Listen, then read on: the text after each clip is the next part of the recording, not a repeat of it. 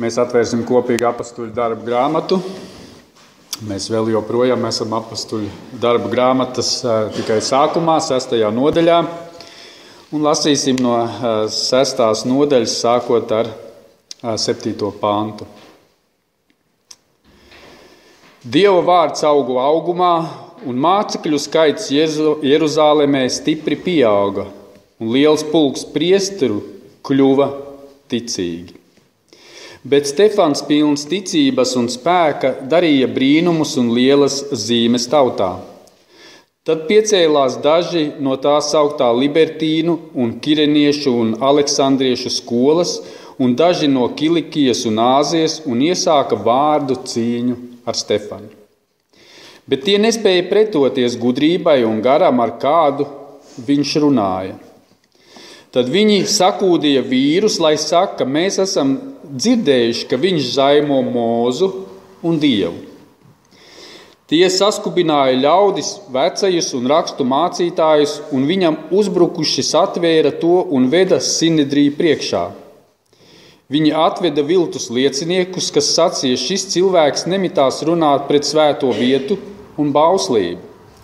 Jo mēs esam dzirdējuši viņu sakām, šis nacarietis Jēzus nopostīs šo vietu un pārgrozīs paražas, ko mums Mūzes devis. Un visi, kas sēdēja Sinedrijā, skatījās uz viņu un redzēja viņa vaigu, līdzināmies eņģeļu vaigam. Āmen. Mēs lūgsim Dievu. Godības pilnais Tēvs debesīs, mēs pateicamies no sirds par šo vārdu, ko tu mums esi dāvājis šajā dienā. Mēs pateicamies par tavu vārdu dzīvību un bagātību, kungs, un mēs tāpatās ticam, kungs, ka tavs vārds ir tā taisnība, kurā mums ir jāietērpjās, kungs, un mēs pateicamies, ka tu mums to esi dāvinājis un ka tu mūs audzini caur savu vārdu un nostiprini mūsu ticību. Arī šajā brīdī mēs lūdzamies, kungs, lai tavs vārds dziļi spiežās mūsu sirdīs un ir par mūsu sirds un domu prāta tiesnes, kungs. Svētī mūs savā patiesībā. To lūdzamies Jēzus Kristus vārdā. Āmen. Sēdieties. Patiesi, viss Dieva vārds ir paša Dieva iedvests.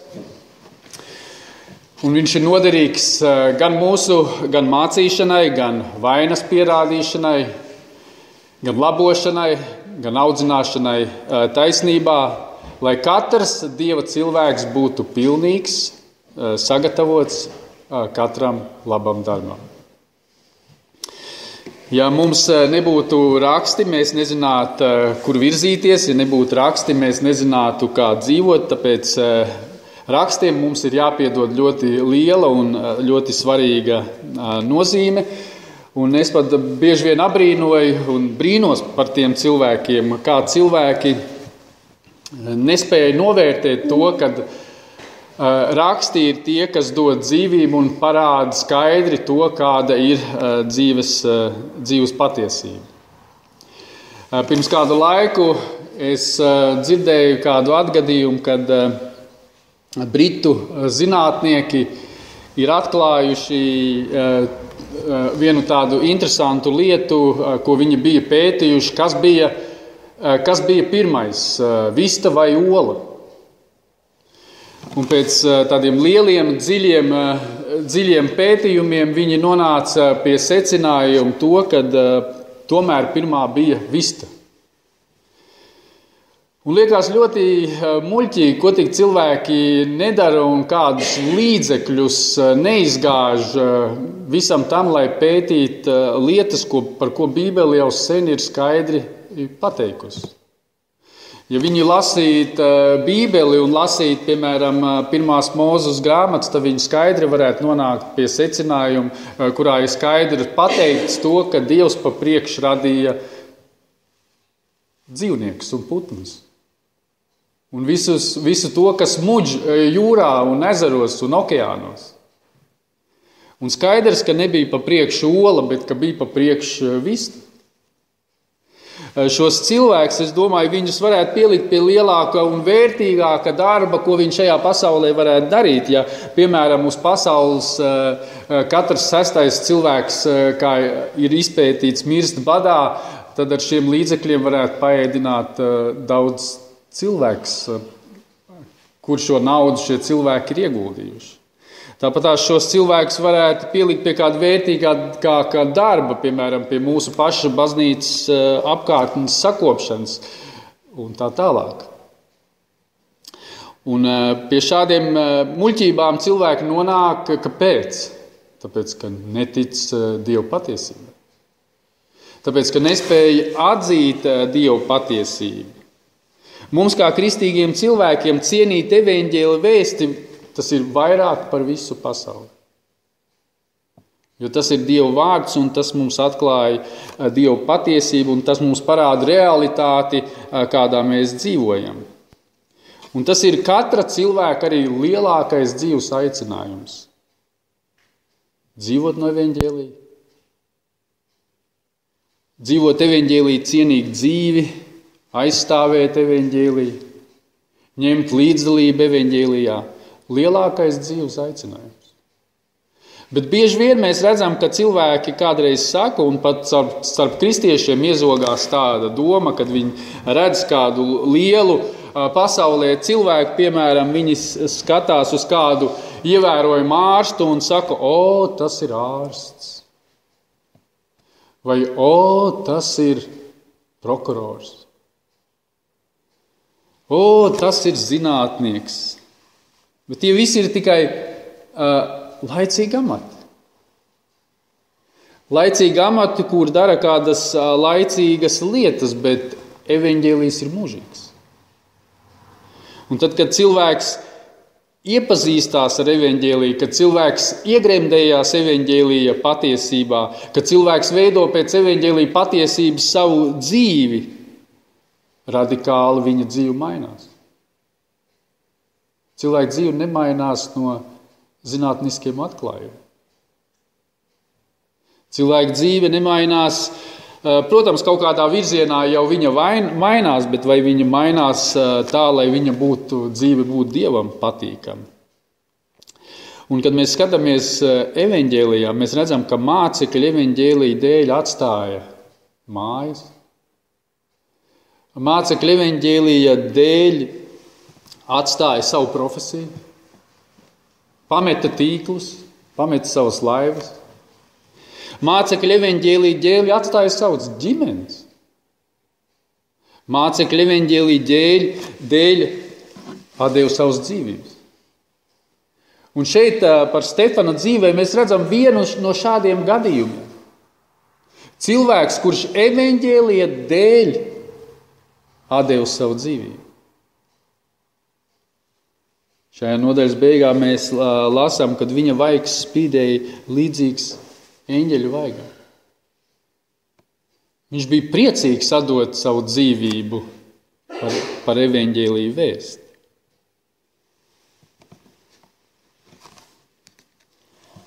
Stefana dzīves notikums mums parāda vienu tādu ļoti interesantu lietu, ko es esmu šeit novērojis pie šīs rakstvietas. Kad ar Stefana dzīvi un sludināšanu kristietībā izveido tāds liels pavērsiens, kāds nebija pirms tam. Jo pēc Stefana sludināšanas vairāk viņi nevarēja sanākt kopā brīvi Salamana ailē, lai klausītos Dievu vārdu, lai draudz pulcētos kopā. Pēc Stefana sludināšanas vēl vairāk mēs redzam to, kad draudzi tvarstīja par mājām un meta cietumā, ja jūs pašķirsiet 8. nodaļu 3. pantu.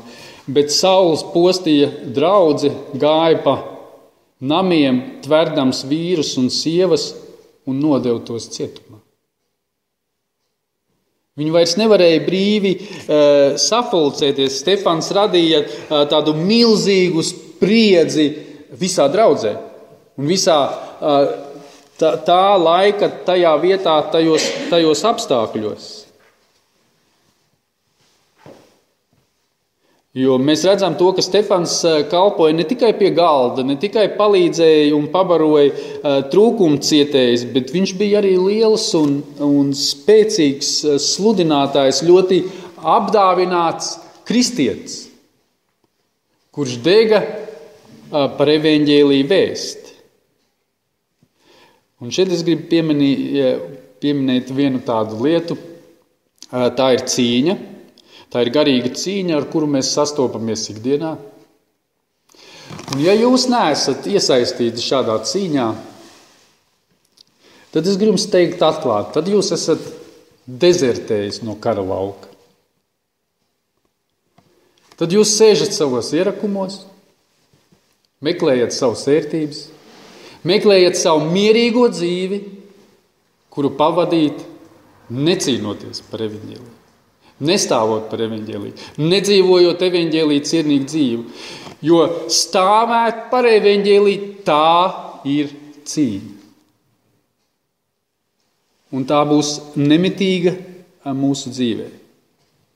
Jo nest evaņģēliju, mīļa, tā ir cīņa. Evaņģēlijs sit no kājām ārā cilvēkam veco dzīves pamatu. Tās ir divas dažādas vērtības, ko nesa šī pasaule, ko nesa reliģiskā pasaule un ko nesa kristietība. Divas dažādas vērtības. Šīs abas vērtības, kad viņas sastopās, notiek konflikts, un to mēs arī redzam šajā gadījumā ar Stefana dzīvi. Un mūsu jautājums tāpēc ir šāds šorīt. Kā mums, kā kristiešiem, nostāvēt šādā cīņā? Tad, kad mēs stāvam šādā spriedzes situācijā, kā mums pastāvēt? Un pirmā lieta, ko es gribu pieminēt.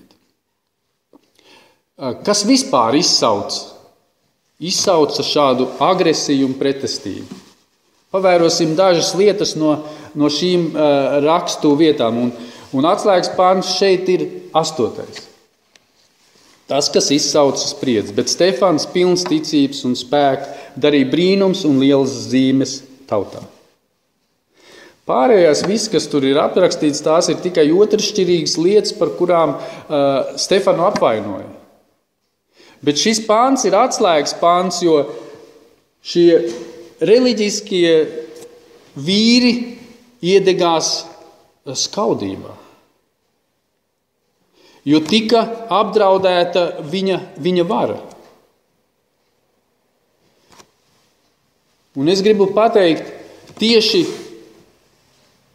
uzbrukums bija efektīvai kalpošanai. Jo skatieties, ja jūsu kalpošana ir neefektīva, kāpēc jums uzbruka? Bet tikko jūsu kalpošana būs efektīva, tikko jūsu kalpošana nesīs autoritīvu Dieva evaņģēliju, jūs saskarsieties ar spriedzi. Jau sākot ar saviem tuviniekiem. Neefektīvu kalpošanu vēlns tādai kalpošanai neuzbruk. Tieši otrādi. Vēlns tādai kalpošanai, mīļie, palīdz. Vēlns palīdz tādai kalpošanai, lai jūsu kristietība būtu virspusēja. Vēlns palīdz tādai kalpošanai, lai cilvēks ievestu tālāk maldos, lai novērstu no pareizes pielūgsmes. Tādai kalpošanai vēlns palīdz. Bet kalpošanai, kura ir efektīva un kura nes skaidru Dieva evaņģēliju, tādai vienmēr būs spriedze un tādai būs uzbrukums. Šodien es ļoti bieži no daudzām draudzēm dzirdu par cilvēkiem, kuriem stāst, kuri saka, mēs jau sen neesam normāli, veselīgi, garīgi pēduši. Kāpēc? Tāpēc, ka tiek sludināts virspusējs evaņģēlijs. Un šādam evaņģēlijam neuzbruk. Uzbruk evaņģēlijam tādam, kas liek mainīties cilvēku sirdī, cilvēku dvēselē. Tad, kad Jēzus bija savās kalpošanas efektīvākajos brīžos, arī viņa dzīve bija pilna ar dažādiem uzbrukumiem. Kristu apmeloja un zaimoja ļoti bieži. Šāds gadījums ir aprakstīts Marka evaņģēlijā 3. nodaļā no 21. panta, sākot jau no pašiem tuvniekiem, tad, kad Jēzum bija visefektīvākā kalpošana, kad viņam laiks pat nebija gulēt un paēst. Tuvnieki nāca un sacīja, viņš ir bez prāta. Ko jūs viņā klausāties? Iedomājieties, ja jūsu paša tuvnieka saka par jums, ka jūs esat bez prāta, tad taču tur ir kaut kāds zirnīts patiesība. Un cilvēki tam var sākt ticēt. Un sākot ticēt tādiem maldiem, Jēzus būtu ļoti sliktā gaismā izcelts. Drusku tālāk, kad mēs lasām, mēs redzam, ka reliģiskā pasaule saka, viņš ir sātanists. Viņš ar ļauno garu virsnieka palīdzību izdzer ļaunos garus. Tieši tajā brīdī, kad Jēzum bija visefektīvākā kalpošana, viņš tiek apvainots par sātanistu. Nedaudz tālāk šajā pašā 3. nodaļā Marka evaņģēlijā mēs lasām par to, ka vecāki sūtīja, lai kāds viņu izsauc ārā no nama, kurā Jēzus sludināja un dziedināja cilvēkus. Un kad šis cilvēks iegāja šī namā un sacīja, lūk, tavu vecāki ārā un viņi tevi gaida. Tādā veidā gribēdami aizskart Jēzu, ka viņš neklausa saviem vecākiem, ka viņš neciena savus vecākus, ka viņš nemīl savus vecākus, uz ko Jēzus norādīja un atbildēja. Lūk, mana māte, mani brāļi, tie, kas dara mana debesu tēva prātu. Tie ir mani brāļi un mana māsa. Un arī šeit mēs redzam Stefana dzīvi. Uzbrukums ir viņa kalpošanai. Uzbrukums ir pārliecībai par evaņģēliju, uzbrukums ir pārliecībai par Kristu. Un viņa atrada iemeslu, kā Stefanu apmelot.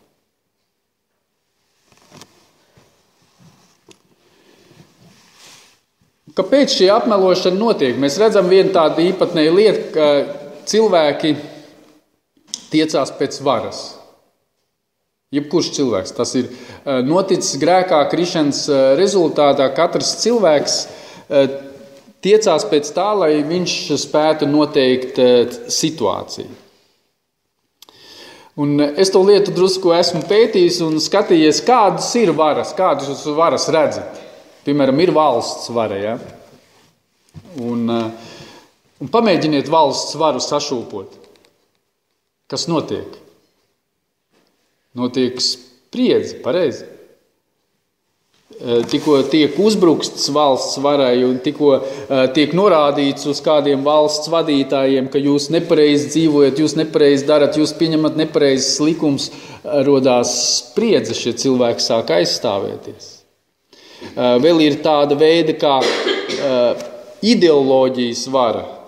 Cilvēki nes kādas idejas. Un kad šīs idejas tiek apdraudētas,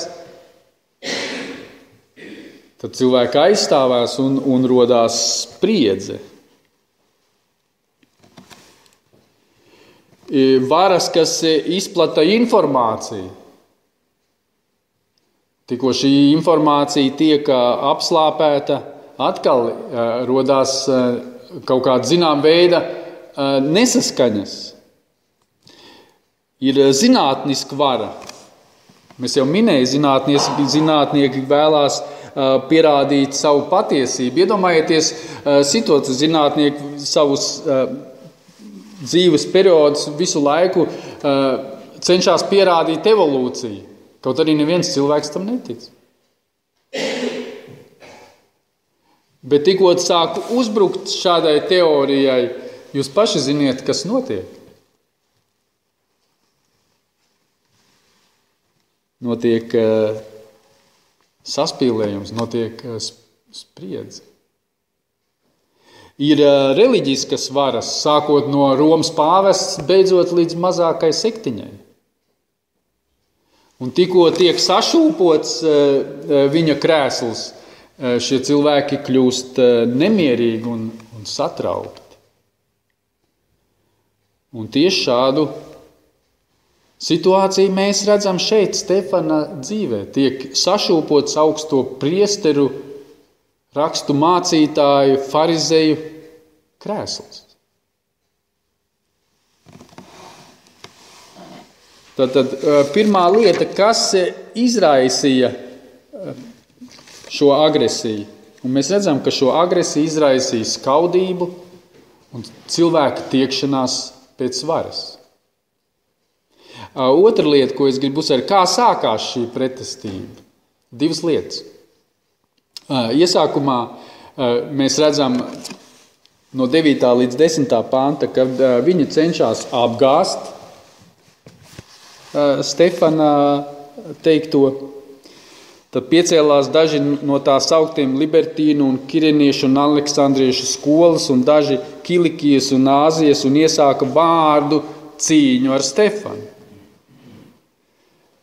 Tas ir pirmais, ko cilvēki dara, kad viņi sāk apgāzt, piemēram, jūs nesat skaidru evaņģēliju cilvēkiem un cilvēki cenšas apgāzt jūsu pārliecību. Sākās vārdu cīņa. Par ko?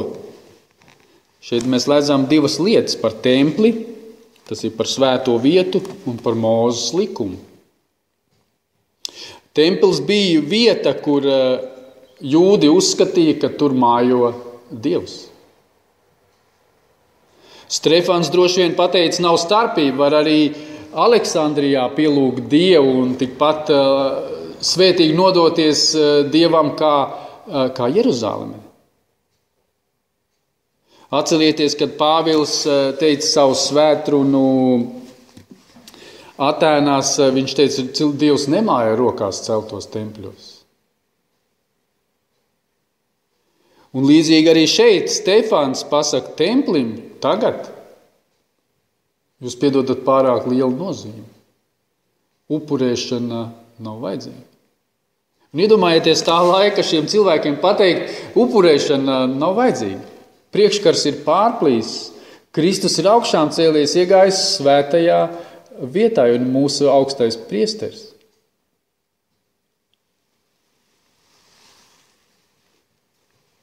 Šie cilvēki visiem spēkiem cenšas aizstāvēt savu reliģisko pārliecību, apgāzt Stefana teikto. Kāpēc? Tāpēc, ka sabrūk viņu reliģiskā kalpošana, sabrūk visa viņa priesterība, sabrūk viņa ticība, kam viņi ir ticējuši. Otra lieta, ko redzam, ir, viņi cenšas aizstāvēt Mūzes likumu. Stefans iespējams viņš saka, Stefans saka, es jau nesaku to, ka likums ir slikts, bet es gribu jums pateikt to, ka ar likumu neviens netop glābts. Ar labiem darbiem neviens netop glābts. Jo mūsu labie darbi ir mūsu glābšanas rezultāts. Dievs mūs ir izglābis un nolicis, lai mēs darītu labus darbus. Bet izpelnīties žēlastību mēs nevaram. Tas nav mūsu spēkos. Un mēs redzam, ka viņi nespēja stāties pretīm Stefana gudrībai. Jo viņš ir svētā gara un ticības pilns. Vēlāk Pāvils Galatiešu vēstulē 3.11 saka to, ka caur bauslību neviens netop glābts. Un vai te jūs svēto garu esat saņēmuši bauslību pildot?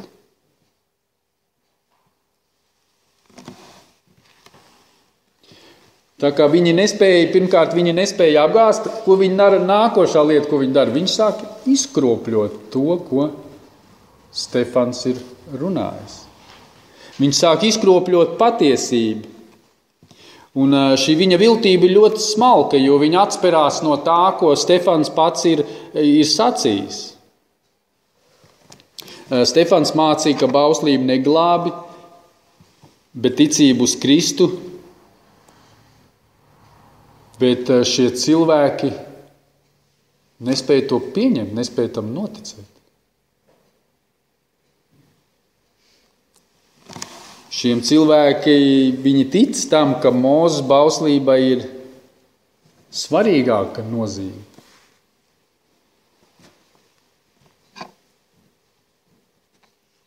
Bet Stefans skaidri pasaka, ka tas viss ir beidzies.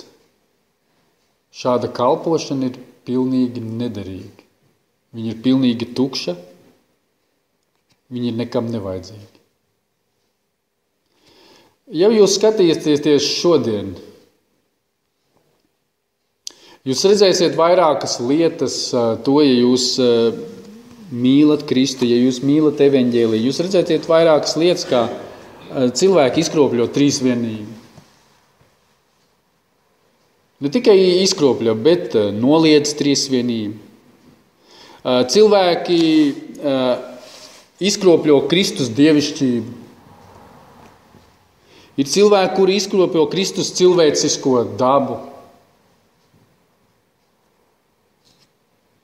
Ja mēs, piemēram, sakām, ka Dievs izredz tos, ko grib, tos, ko viņš glābi, ja mēs sakām, ka Dievs izglābi tos, ko viņš grib, tos, ko viņš ir paredzējis, tad mūs, piemēram, apmelo par to, it kā mēs mācām, ka cilvēks nenes atbildību. Bet mēs tā nemācām. Mēs mācām un sakām, cilvēks nes atbildību Dievu priekšā. Jā, Dievs izredz no mūžīgiem laikiem. Dievs jau izredzējis ir pirms pasaules radīšanas tos, ko viņš glābs. Tad, kad mēs sakām to, ka glābšanu nevar zaudēt, ka neviens neko nevar izraut no tēva rokas, tad mūs apvaino par to, ka mēs mācām un sludinām, ka grēko un būs debesīs. Bet mēs tā nemācām. Mēs nemācām cilvēkus grēko un būs debesīs. Mēs cilvēkiem skaidri norādām to, ja tu grēkos, tu būsi ellē, ja tu nenožēlos savus grēkus, tev nevar būt ar Dievu nekādas attiecības. Mēs redzam šeit divas šīs lietas. Viņi cenšas apgāzt un cenšas sagrozīt Stefana teikto. Un tā tas bija tāpatās arī Kristus dzīvē. Ļoti bieži centās sagrozīt Kristus teikto. Atcerieties, par ko Kristu apsūdzēja, kad viņš stāvēja Pilāta priekšā. Kristu apsūdzēja par to, kad viņš bija savā dzīvē teicis noārdiet šo templi, es 3 dienās atkal viņu uzcelšu. Un to viņš bija domājis par ko? Par savu miesu. Bet kā uztvēra šie rakstu mācītāji? Viņi uztvēra tā, ka viņš fiziski vēlās sagraut viņa templi, kur Dievs mājo. Un ar to sacīja, ka viņš zaimo Dievu. Un līdzīgi arī šeit ir Stefana situācijā. Liekas, ka šis teiciens jau bija izgājis kā tāda paruna tautā.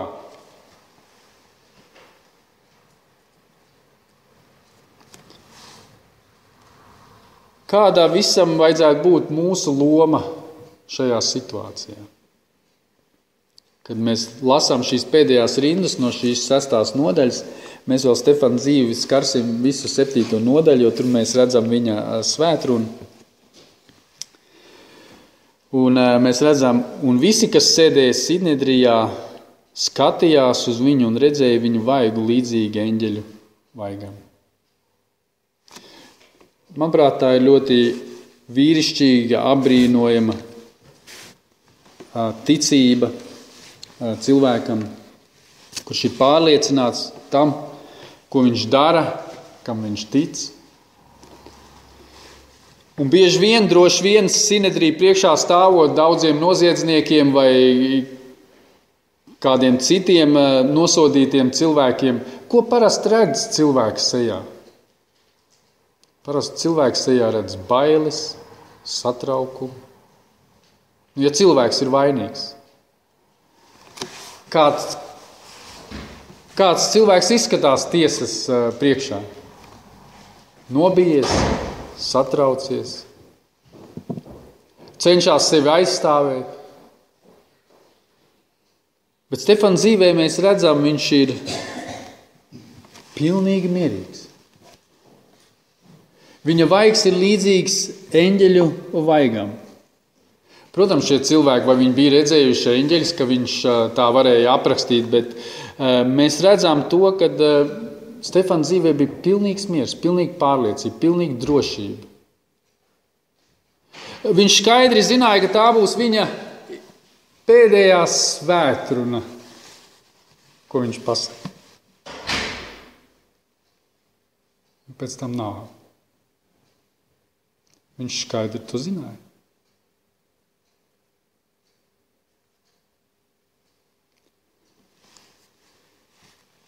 Bet tā ir ticība, uz ko mēs balstamies. Mēs zinām to, ka tikai Kristus, tikai raksti, tikai patiesa dzīves evaņģēlijs maina cilvēka sirds, domāšanu, prātus. Ka nekas cits nevar mūs glābt, nekas cits nevar mūs pārveidot.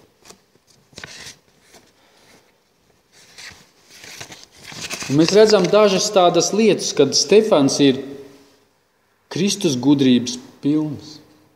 Pirmkārt, viņš ir svētā gara pilns, viņš ir Kristus gudrības pilns, viņš ir Kristus miera pilns.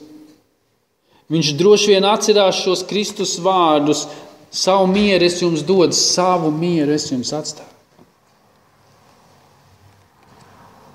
Un viņš ir arī Kristus mīlestības pilns. 7. nodaļā, kad mēs lasīsim un skatīsim caur šo svētru, tad mēs redzam, ka tur viņš saka, kungs nepielīdzina viņiem šo grēku. Kāda ticība. Un lai Dievs uz to mūs svētī, ka mēs spējam stāvēt ticībā. Ka mēs spējam atšķirt to, kad nāk uzbrukumi, kas ir šie par uzbrukumiem un kā šādos uzbrukumos nostāvēt un nepadoties. Lai Dievs uz to mūs svētī. Āmen. Lūksim Dievu.